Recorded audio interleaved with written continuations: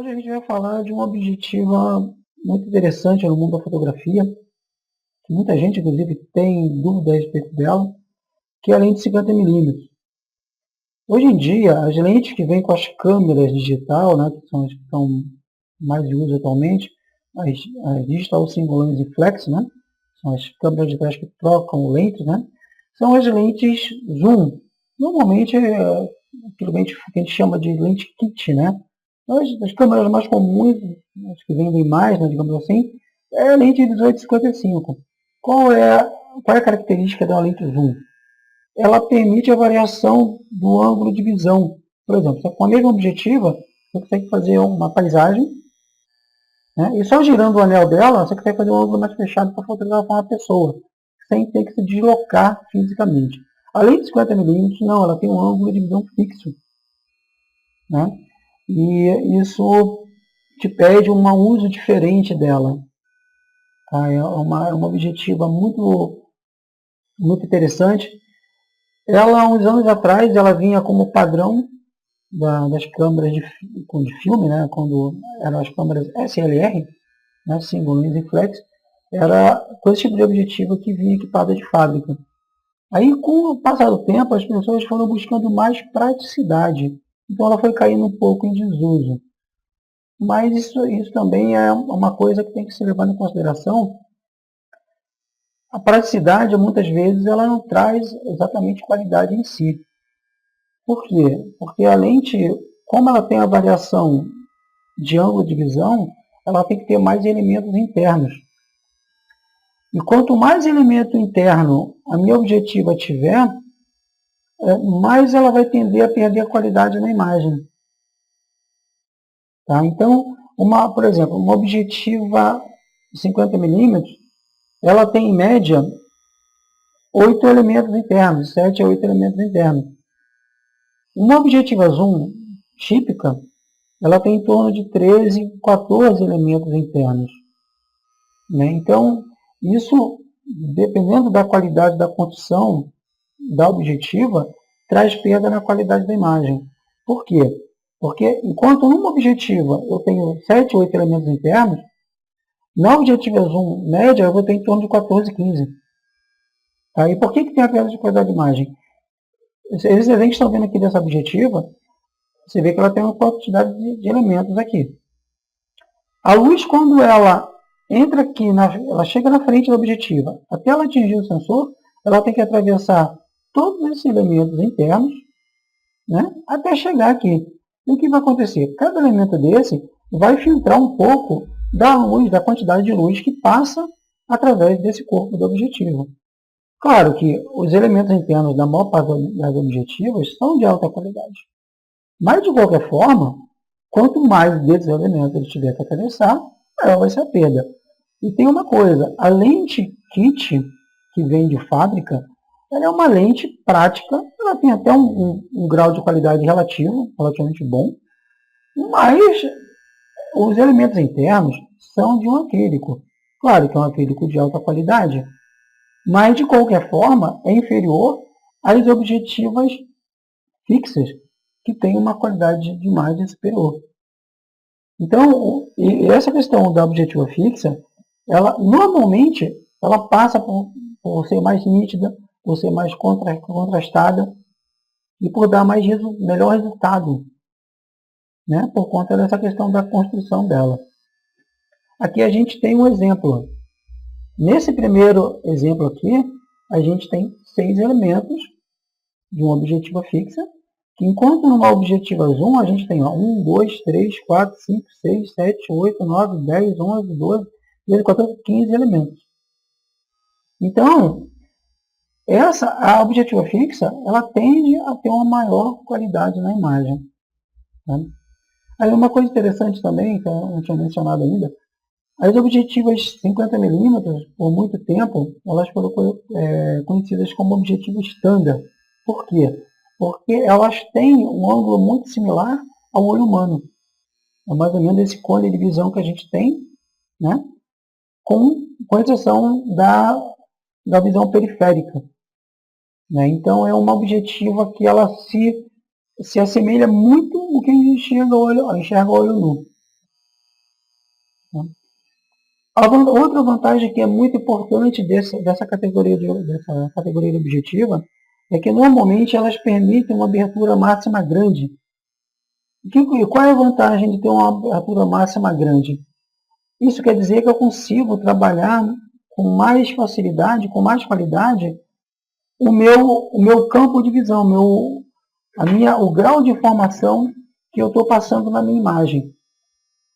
Uma objetiva rápida, como foi usado nessa imagem aqui, por exemplo, eu tenho foco na segunda menina, vocês podem ver, eu tenho foco aqui.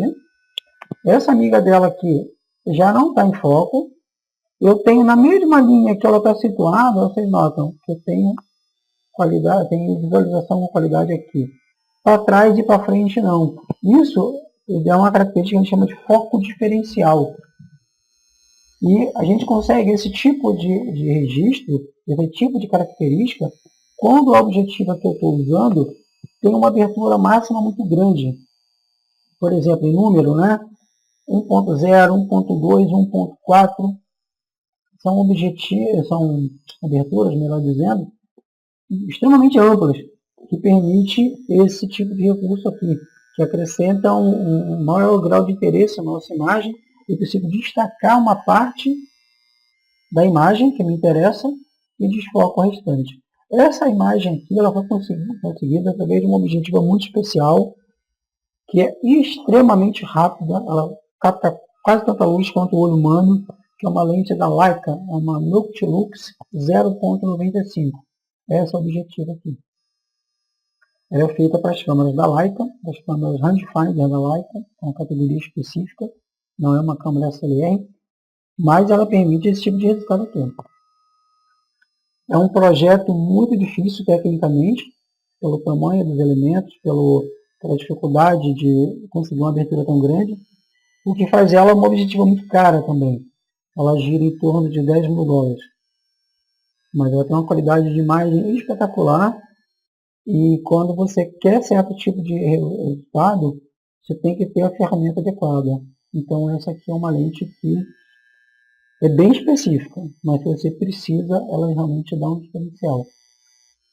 Essa aqui é uma objetiva da Canon, feita para as câmeras EOS, tanto de filme quanto digital. É uma objetiva extremamente rápida também, é uma objetiva 1.2, ou seja, ela tem uma abertura máxima muito grande. Ela já consegue uma imagem similar, não igual, mas bem próxima daquela Leica. E também, como ela é uma objetiva extremamente cara. Não é no mesmo patamar da Leica, mas é bem cara. E tem uma coisa, à medida que o tamanho das objetivas aumenta, gente, das aberturas, o peso e o tamanho vai junto. Aquela objetiva 1.2, por exemplo, é bem maior do que essa aqui 1.4, de outra linha, essa aqui é uma Nikon. Já também uma abertura máxima bem grande. Essa aqui é uma lente muito usada no mercado profissional, pelo resultado que ela dá, pela qualidade da imagem, pelo grau de choque que ela consegue. Tá? Ela é uma objetiva de alta qualidade, muito prática, e já é bem mais barata e bem menor do que aquela 1.2. Essa aqui é uma 50mm 1.4 da Canon. Isso aqui é para mostrar a qualidade e construção desse tipo de objetiva, a baioneta de metal. E vocês observem aqui, olha o tamanho do elemento traseiro dela. Por que tem que ser grande assim? Porque quando uma objetiva ela tem uma abertura máxima muito grande, o elemento traseiro ele tem que corresponder a essa capacidade que ela tem de captação de luz. Tá? Essa aqui é uma linha mais barata, uma linha mais popular, digamos assim. É uma objetiva 1.8 da Sony. Ela é toda de plástico, né? É uma objetiva pequena em tamanho, muito leve, muito pequena. Ela é muito prática para carregar o tempo todo no objetivo, né? Desculpa, na câmera. Por quê? Porque ela tem um tamanho pequeno, ela é muito leve, é uma objetiva barata de comprar, só que a baioneta dela é uma baioneta de plástico. Essa é uma linha mais simples, mais básica, né? Não é uma baioneta que nem essa aqui que é de metal. Ó. Uma baioneta de plástico. Ela tende a durar menos do que a de metal, né? Mas isso justifica pelo valor de compra, né? Uma objetiva dessa aqui no exterior custa em torno de 70 dólares, 80 dólares. Né? Uma 1.4, ela gira na faixa de 450 dólares. Né? Então, aquela 1.2 da Canon é quase 2 mil dólares. Quer dizer, então, por isso vocês veem, né, a diferença de uma para outra. Né? Aqui, ó. Isso aqui é só para representar essa diferença que o tamanho, né, entre tem as objetivas de acordo com a abertura máxima. Na direita aqui a gente tem uma 50mm 2.0 da Leica, né, uma objetiva muito popular, que vende muito na linha deles. Né? Vocês veem que ela não é fisicamente muito grande, normalmente, né, tranquilo. Olha agora a 1.0, outra versão da Noctilux. Essa aqui é a versão mais antiga, não é a versão 0.95. Então vocês veem como ela é muito mais alta, ela é muito mais larga, né? Ela é muito mais, que não dá para avaliar naturalmente, mas ela é muito mais pesada e muito mais cara. Então toda vez que a gente sai de uma objetiva para outra, se tiver um aumento da abertura, isso aqui vai acontecer. Isso aqui é outra linha da Sony, né? A gente vê aquela Sony mais barata. Essa aqui é a linha Sony de alto nível, topo de linha, como a gente costuma dizer. É uma lente causais, né? Uma planar 50mm 1.4. Ela é feita para Sony, e diferente daquela 1.8, ela tem alta qualidade na construção, tanto no corpo da objetiva, quanto no elemento interno, né? E na baioneta. É completamente diferente, né?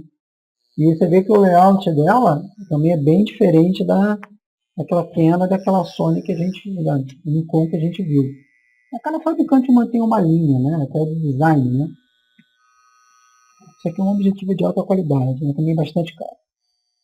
Isso aqui é uma lente que foi muito usada desde os anos 80, os anos 90, até os dias de hoje. Inclusive, eu tenho uma objetiva dessa, e eu gosto bastante dela. Eu tenho essa versão aqui, uma Minolta 50-1.7, eu tenho ela e a 1.4. Eu uso mais a 1.7 do que a 1.4. Por quê? Porque ela é mais leve, porque ela é menor, ela é mais fácil de carregar e me dá uma qualidade mais muito alta. Você vê que o coaching, que esse azulzinho aqui na objetiva, ele é diferente, ele é azul, e eu gosto dessa objetiva pela qualidade da imagem que ela dá uma cor muito boa. Né? E o coaching, só para vocês saberem, o coaching é o revestimento que o fabricante coloca no elemento óptico para diminuir o reflexo, que a gente chama de flare, quando a gente trabalha com objetiva em certas posições em relação ao sol. Quanto melhor for o coaching, menos a objetiva sofre com problema de flare. Claro, também não vai apontar direto para o sol, diretamente contra o sol, né? Mas quanto melhor for o coaching, melhor a lente vai administrar isso do flare. Quanto mais flare a lente tiver, mais qualidade de imagem ela vai perder.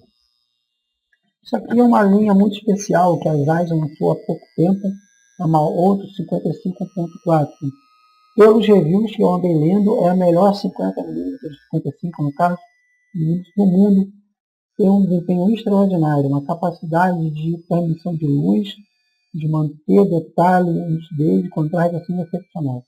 Como não podia deixar de ser, é uma objetiva extremamente cara também.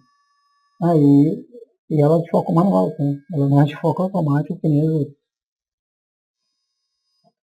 Isso aqui é só para ver a questão do tamanho, aqui não dá para entender muito bem. Essa aqui é a versão 1.4 daquela objetiva que nós vimos da Minolta. Na verdade, essa aqui é uma objetiva Minolta que a Sony comprou, né? O fabricante só mudou o nome, é o mesmo objetivo. Aqui não dá para ter ideia do tamanho, porque essa aqui é uma câmera grande, essa aqui é uma câmera por frame da Sony, uma 99, então não dá para avaliar direito. Mas essa objetiva aqui é maior do que aquela outra que a gente viu.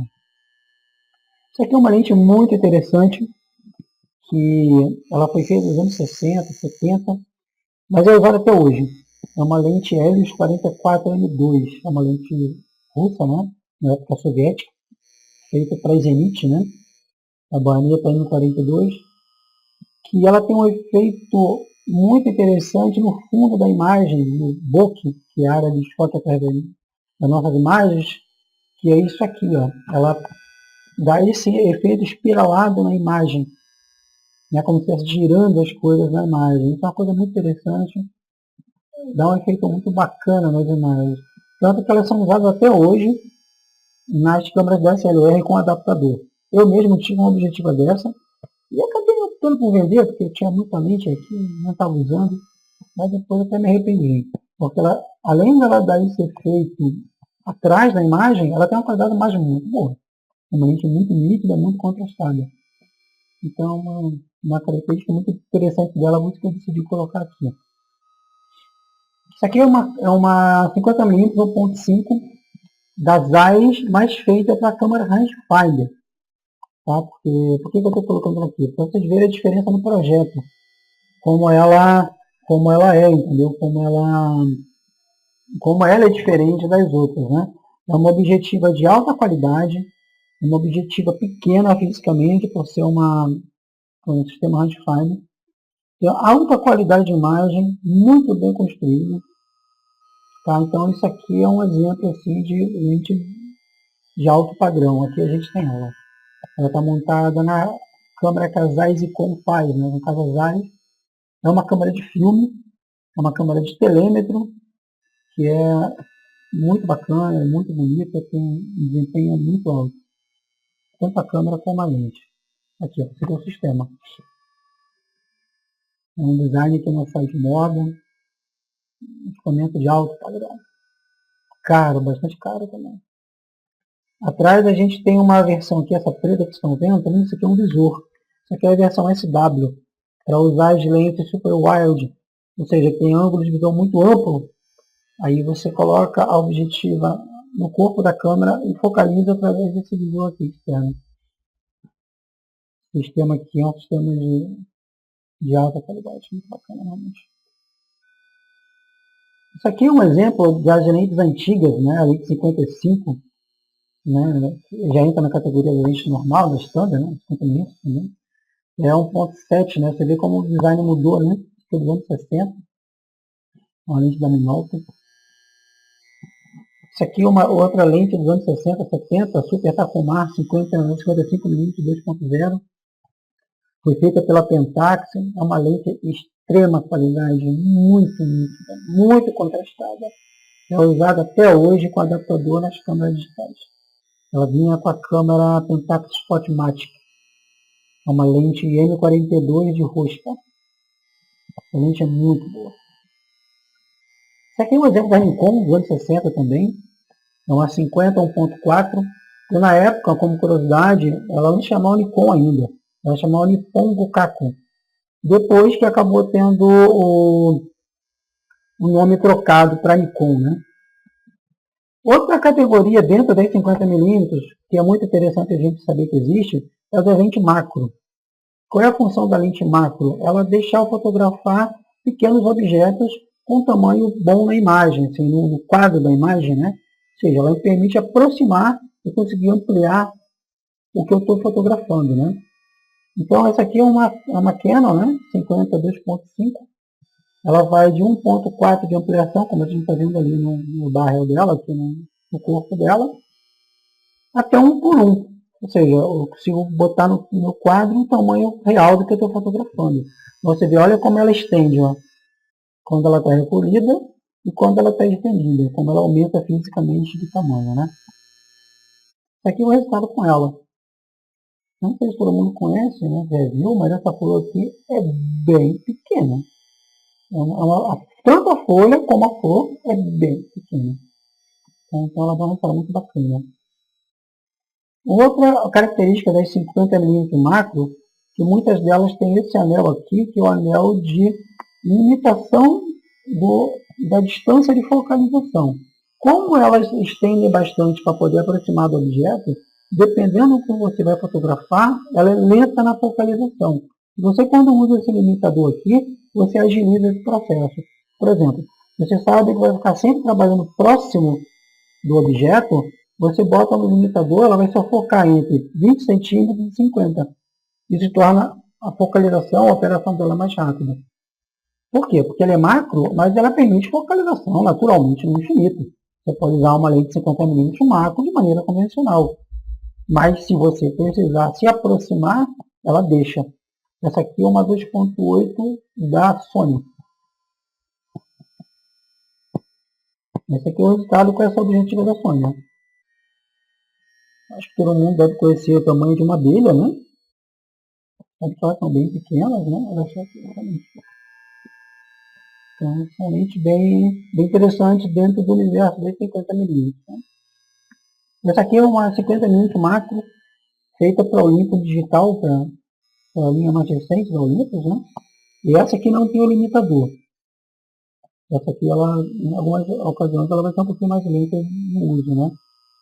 Essa aqui é uma lente muito interessante também, porque como toda a linha atual da Olympus, e também da Pentax, todas as objetivas modernas deles são resistentes ao clima, ou seja, elas podem pegar chuva, elas podem pegar neve, elas podem pegar situação mais adversa, que nem os corpos.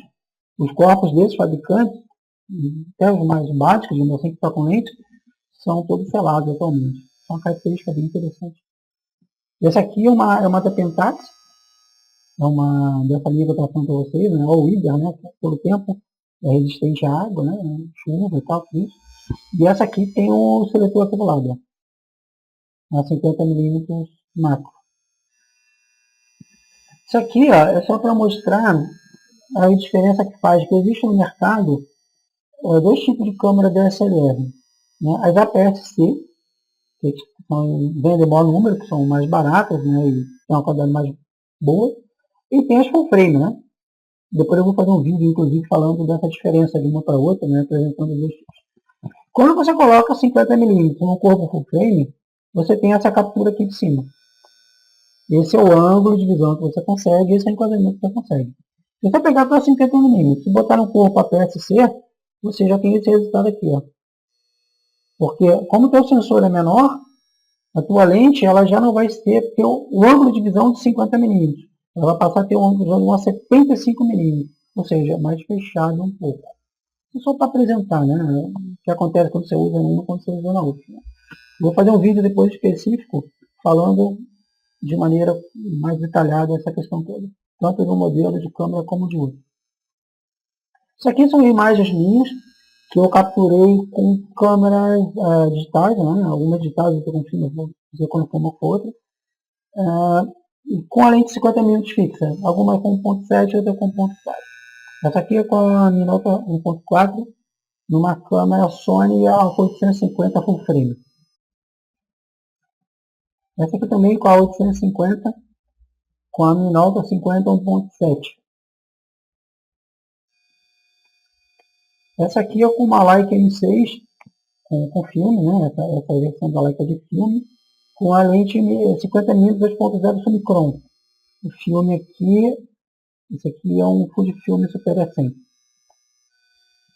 Aqui também é uma M6 com a Summicron 50 2.0. Esse aqui é um Fujifilm Super A200, quando ele ainda existia no mercado, hoje nem mais fabricado. Isso aqui é com a câmera APS-C. Essa aqui é com uma Sony Alpha 350 e com a 50mm 1.7. Desculpa. Essa aqui é com uma Sony Alpha 700 com a 50mm 1.4. Essas aqui são câmeras APS-C, tá? Essa aqui é aquela M6 que eu falei para vocês que eu tirei a foto, né? Essa aqui é com a 700, Alpha 700, né? Com a 50mm 1.4. Tá? Essa lente que está aqui nela, inclusive, é aquela que eu tirei aquelas fotos, é a 50mm 2.0 Summicron. Essa aqui é com a Sony Alpha 350 com a Minolta 50 1.7. Então, isso aí foi uma breve apresentação sobre as lentes 50mm, né, alguns exemplos de uso. E a gente vai falar agora de um fotógrafo muito especial que popularizou, digamos assim, ajudou a valorizar muito o uso da 50mm, que é considerado por muitos o pai do fotojornalismo moderno, que é o Henri Cartier-Bresson. Ele foi um fotógrafo que viveu no século passado. Ele nasceu em 1908 e morreu em 2004. As imagens dele ajudaram a popularizar a fotografia. Tem imagens icônicas que fazem parte do imaginário mundial. Foram imagens capturadas com câmeras Leica de telêmetro, em 3F, 3G, como essa aqui, né? Com uma lente a 50 milímetros, que ela estendia, né? E que ajudaram a imortalizar e eternizar momentos muito especiais. Essa foto aqui foi em 1932. Nessa época não era simples conseguir o congelamento da imagem, por conta da sensibilidade dos filmes, que não era muito elevada, e tinha a questão da velocidade do disparo, né? Então, hoje em dia, essa foto é banal. Mas, no momento que ela foi tirada, em 1932, ela realmente não era muito simples de conseguir, não. Aqui também tem a questão da composição, do enquadramento, né? Uma série de coisas, né? Essa aqui também é essa foto do cidadão saltando aqui em 1932, né? Uma foto muito famosa dele. Esse menino aqui nos anos 50, todo feliz, carregando a garrafa de vinho, né? E, na verdade, o Bresson fazia um trabalho de fotojornalismo. Ele valorizava muitas coisas do cotidiano e conseguia capturar e eternizar isso de uma maneira muito especial. Aqui a gente tem a questão do tipo físico das pessoas, do posicionamento, a questão do humano, né? do congregar, aonde eles estão fazendo o piquenique deles, né? Ou seja, tem todo um contexto. Cada um vai ter uma leitura. Mas o importante da fotografia é isso, né? Permitir novas percepções, né? Isso aqui é 1932 também, na questão da Guerra Civil da Espanha, em Sevilha, né? Abordando a questão da guerra, a questão do impacto na vida das pessoas, no caso aqui das crianças, né? Vale a pesquisa, quem quiser saber mais do trabalho dele, é um fotógrafo excepcional, e ele só usava 50 milímetros. E junto com a Leica, que ele chamava da câmera do momento decisivo, ele conseguiu escrever um capítulo muito importante na história da fotografia, com um equipamento que hoje é absolutamente rústico, dentro dos padrões atuais, né? É isso que ele diz aqui, ó, fotografar é uma questão de colocar o olho, o coração e a mente na mesma linha de visão. É exatamente isso. Então, e ele até o final da vida dele, ele foi fiel ao uso da linha M e da 50 mm pela agilidade, pela qualidade da imagem, pela praticidade e pelo resultado que o sistema sempre trouxe para ele. Isso aqui é muito próximo da data da morte dele. Essa foto aqui é 2003, se não me engano. Ele morreu em 2004. Essa aqui é uma minissérie de filme, aqui, com ela 50 minutos. Então é isso, gente. Eu espero que vocês tenham gostado. Isso aqui foi uma rápida apresentação do que envolve o universo das lentes 50 mm. Aí uma coisa importante. A pessoa, para que você usa 50 mm? Gente, eu uso para quase tudo. Porque é uma lente muito versátil, tem uma qualidade de imagem muito alta, muito ampla. Ela serve para fazer pessoa, ela serve para fazer paisagem, ela serve para fazer produto, ela serve para fazer uma série de coisas, desde que eu possa me movimentar em relação ao que eu estou fazendo. Por ela ser fixa, né, eu tenho que poder me deslocar fisicamente, né, tanto para frente como para trás, né. Mas isso, por outro lado, é muito interessante. Eu acho muito importante todo mundo ter uma objetiva fixa, como 50 mil ou outro qualquer.